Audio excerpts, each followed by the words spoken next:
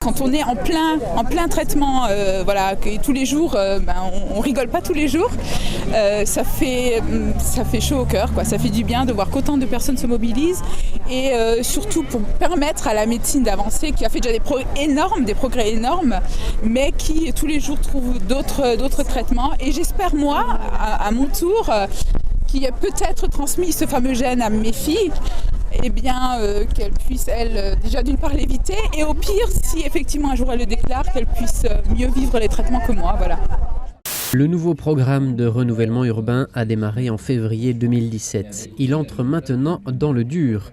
Face aux journalistes, le président de l'agglomération forbachoise, Laurent Kalinowski, dresse les enjeux du PNRU qui va transformer les quartiers de Bérencité, de Bellevue et du Wiesberg. Le programme entre dans une phase de concertation avec la population. Objectif, écouter les habitants. De faire. C'est important dès la 6e et même après en grandissant que dès leur plus jeune âge, on les sensibilise à ce genre de choses parce que ça fait partie aussi de notre rôle d'enseignant. On n'est pas que là pour faire cours ou des maths avec eux. C'est important qu'on leur donne des valeurs et qu'on les prépare à la vie future et puis ça fait partie de leur donner des valeurs. Participer aux expériences pour mieux comprendre la science, c'est le principe de cette journée de découverte offerte aux lycéens du Condorcet. 6 ateliers, 6 thématiques et autant de termes techniques, aimants supraconducteurs, acier trempé et microscopie électronique ont rythmé cet après-midi, mais toujours de manière ludique pour attirer les jeunes dans ces filières. Voilà. Elle se voit souvent secrétaire, infirmière, assistante maternelle ou encore vendeuse. Par manque d'imagination parfois, mais aussi certainement par manque d'information. C'est pourquoi le lycée Condorcet de Chennec a décidé d'organiser 3 demi-journées de visite réservées aux filles. Près de 600 élèves de 3e des différents collèges du secteur qui viennent découvrir les filières des sciences et des technologies enseignées dans l'établissement et réfléchir sur leur avenir. Nous avons des produits solidaires que nous vendons comme aujourd'hui et l'argent est donc récolté et va ensuite aux équipes sur place pour venir en aide aux enfants. Nous participons à différents salons dans la région, supermarchés, salons. Au mois de novembre, nous sommes à Forbach, au Salon Regard. Et voilà, on a aussi des spectacles un peu plus importants. On essaie d'organiser différentes choses pour récolter des fonds. Avec la disparition du dernier poilu, Lazare Ponticelli en 2008, la mémoire vivante de la guerre de 14-18 s'est éteinte. S'il nous reste des livres d'histoire et des photos, ces écrits sauvés de l'oubli par des collectionneurs passionnés sont autant de témoignages éternels de ce que la guerre fait aux hommes. Ce qui pourrait sembler n'être qu'un hobby relève finalement du devoir de mémoire de cette guerre que l'on a, malheureusement à tort, appelée la der des der. Pour être pompier volontaire, il faut être performeur. Avant de revêtir l'uniforme, il faut passer par des tests sportifs de recrutement.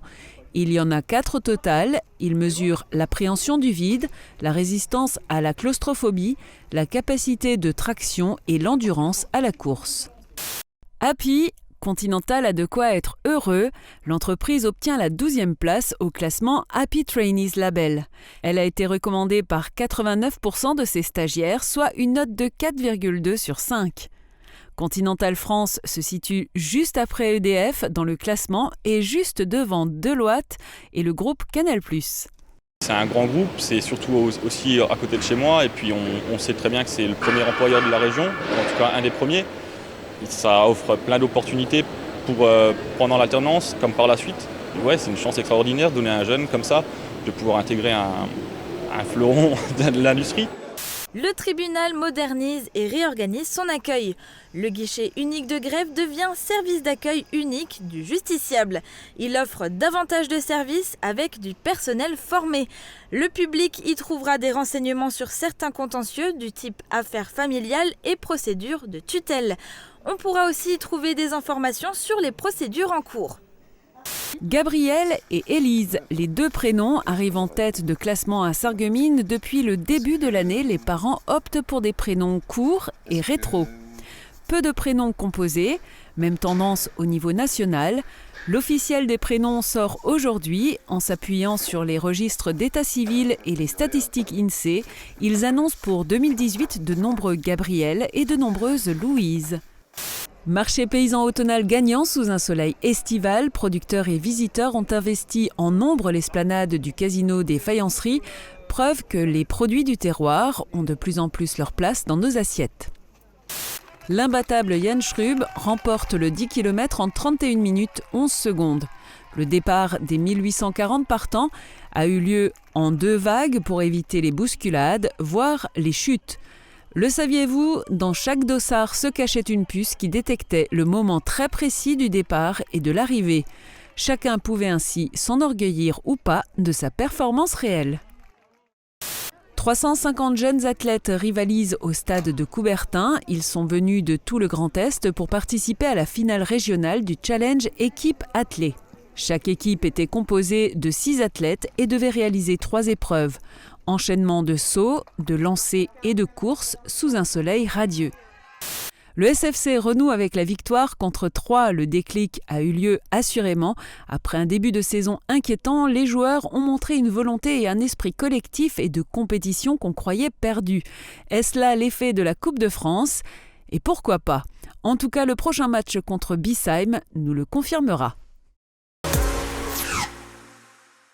C'est un partenariat de longue date qu'officialise la mission locale du bassin houiller et l'armée de terre en signant une convention. Car ce forum qui regroupe les armées, la gendarmerie et la police n'est pas une nouveauté.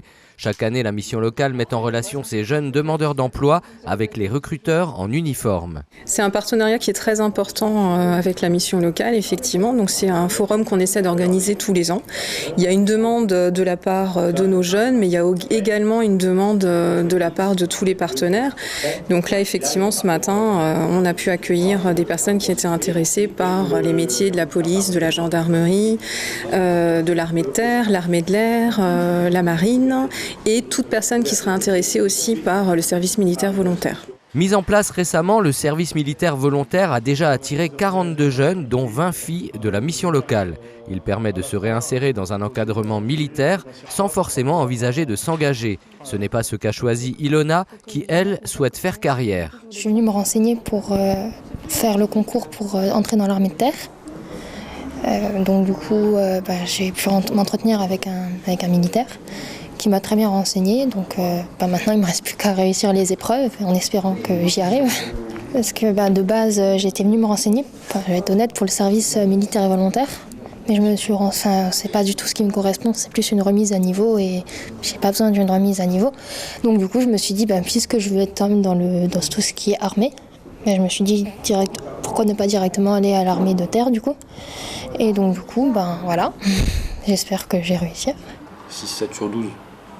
Mais plus vous irez, au mieux ce sera. C'est pas éliminatoire. Par contre, à dossier égal, quelqu'un qui a le même dossier que vous, s'il a fait de meilleurs résultats sportifs, on prendra plutôt lui. Si sa candidature aboutit, Ilona apportera sa contribution à la féminisation de l'armée, dont le taux est actuellement de 11%, avec un objectif de 15%. Mais il ne suffit pas de frapper à la porte de l'armée pour y entrer. Si aucune qualification particulière n'est requise, seuls les meilleurs candidats seront sélectionnés après avoir passé des épreuves écrites et physiques. Je vais un petit peu présenter les différents recrutements qu'on propose en fonction des diplômes qu'on peut avoir, quelles sont les différentes étapes dans le processus de recrutement, notamment les tests de sélection, comment compléter son dossier de façon optimale, à quoi s'attendre une fois qu'ils ont signé également, parce que c'est important de savoir ce qui va se passer pour eux une fois qu'ils auront signé leur contrat, un petit peu les métiers qu'on propose aussi. Voilà, donc on dit toujours un métier militaire et une centaine de spécialités accessibles. Des centaines de métiers différents, accessibles sans expérience professionnelle préalable, aux garçons comme aux filles, l'armée offre une réelle opportunité aux jeunes demandeurs d'emploi. En 2018, 11 000 postes seront à pourvoir. C'est un peu moins qu'en 2017, où 15 000 personnes ont été recrutées. Parmi elles, 235 Mosellans.